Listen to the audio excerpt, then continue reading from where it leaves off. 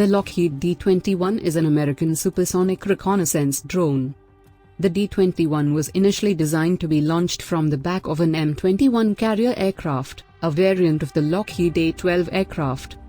The drone had maximum speed in excess of Mach 3.3 at an operational altitude of 90,000 feet. Originally known by the Lockheed designation U-12, the drone was intended for reconnaissance deep into enemy airspace.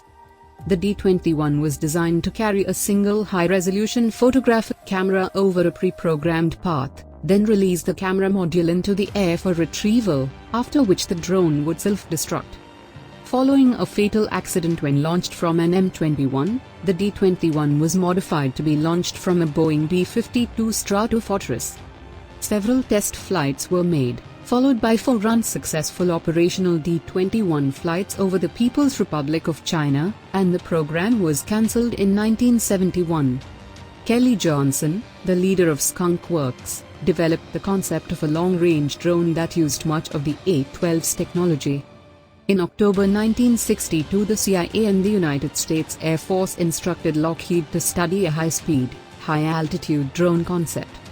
The USAF was interested in the U-12 as both a reconnaissance platform and a cruise missile, and the CIA finally decided to work with the USAF to develop the new drone. The camera and its film magazines with an inertial navigation system were carried in a cramped Q bay below the drone's air intake.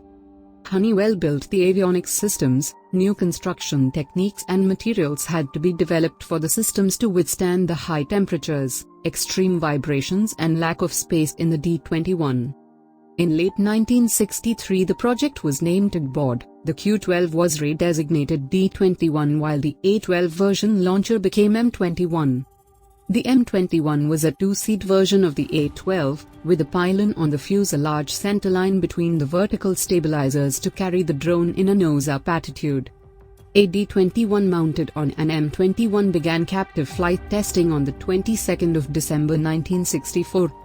Aerodynamic covers were initially placed over the D-21's intake and exhaust to reduce drag, but had to be removed after the first few tests, as no way of discarding them at Mach 3 without damaging the drone or carrier plane could be devised. The D-21 was first launched from an M21 on the 5th of March 1966.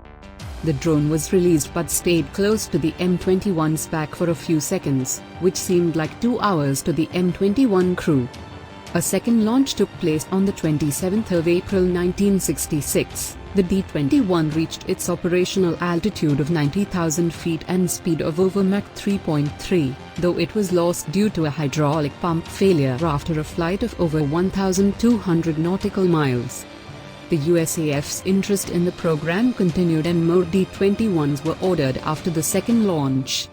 A third flight took place on the 16th of June with the D-21 flying 1,550 nautical miles through its complete flight profile, though its camera hatch was not released due to an electronics failure. Unlike the 3 previous launches, this one was performed straight and level, not in an outside loop, to assist in the separation of the drone from the aircraft. The D-21 suffered engine problems and struck the M21's tail after separation, leading to the destruction of both aircraft. Following the accident, Johnson suggested launching the D-21 from the Boeing B-52 Stratofortress bomber and adding a solid rocket booster to get it up to speed. The drone was modified by adding attachment points on its spine to mate with the carrying pylon on the B-52, and its belly attachment points were adapted to accommodate the rocket booster necessary to increase its speed and allow its RMG to operate. Its vertical stabilizer was increased in size by approximately 20%. The modified drone version was designated D-21B. 2 B-52HS were modified to carry a pair of drones each by means of 2 large underwing pylons that replaced the smaller pylons used for the AGM-28 Hound Dog cruise missiles. The tail gunners and electronic warfare officers' stations were replaced with 2 launch control stations. Command and telemetry systems were added, and high-speed cameras were installed to track the drones as they separated from the pylons. The launch control officer on the B-52H could communicate with the D-21B and could make it self-destruct. The solid propellant rocket booster was both larger and heavier than the drone. It was 44 feet 4 inches long and weighed 13,286 pounds. The first attempted launch of a D-21B was on the 28th of September 1967, but the drone fell off the B-52's launch pylon due to a stripped nut on the pylon before the aircraft reached its intended launch point. 3 more launches were performed from November 1967 through January 1968.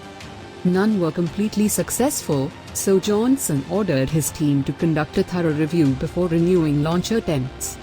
The next 2 launches were failures, followed by another successful flight in December. A total of 38 D-21 and D-21B drones had been built, 21 of which were expended in launches. With the base open to the public, the D-21 drones were quickly spotted and photographed. The fate of the D-21 that had disappeared on the first operational flight was finally revealed in February 1986 when an official from the CIA returned a panel to Benrich that he had been given by a Soviet KGB agent. The drone had self-destructed over Siberia and the Soviets had recovered the wreckage.